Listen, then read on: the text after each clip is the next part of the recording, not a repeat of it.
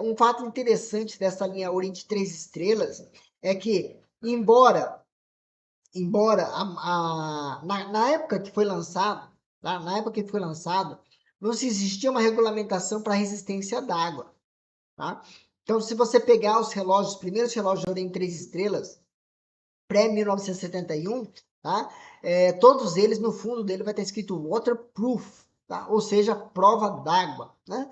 Em 1971, então, depois da regulamentação da questão da resistência d'água, então todos os relógios começam a usar a palavra water resist ou water resistant, né? Resistente à água, né?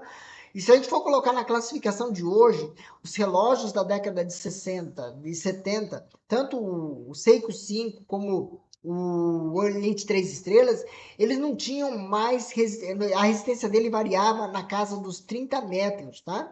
Então eles tinham uma resistência aproximadamente de 3 bars, tá? E isso continua até hoje. A grande maioria dos relógios tradicionais da Oriente mantém-se a resistência de 3 bars, né? Agora que a Oriente começa a lançar relógios Oriente 3 estrelas com 5 bars, com 10 bars, mas até então era somente 3 bars, resistência 30 metros.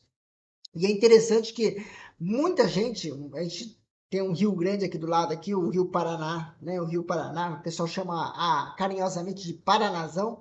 Os pescadores compravam Oriente 3 estrelas e viviam mergulhando nesse rio aí, certo? Como é que fala? Para tirar a poita, né? Que eles falam a âncora, né? Ou então, às vezes, até para desenroscar alguma rede ou uma linha que tinha ficado enroscada no fundo do rio.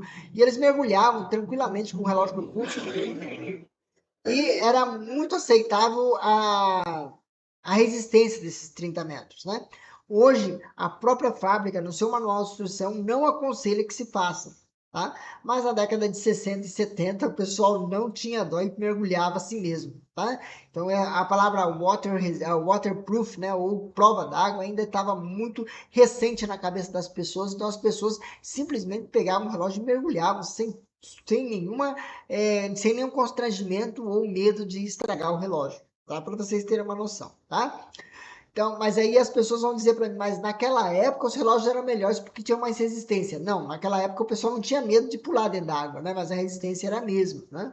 Então, só para vocês terem uma noção que a quantidade de resistência não melhorou hoje, não comparado com a década de 70, certo?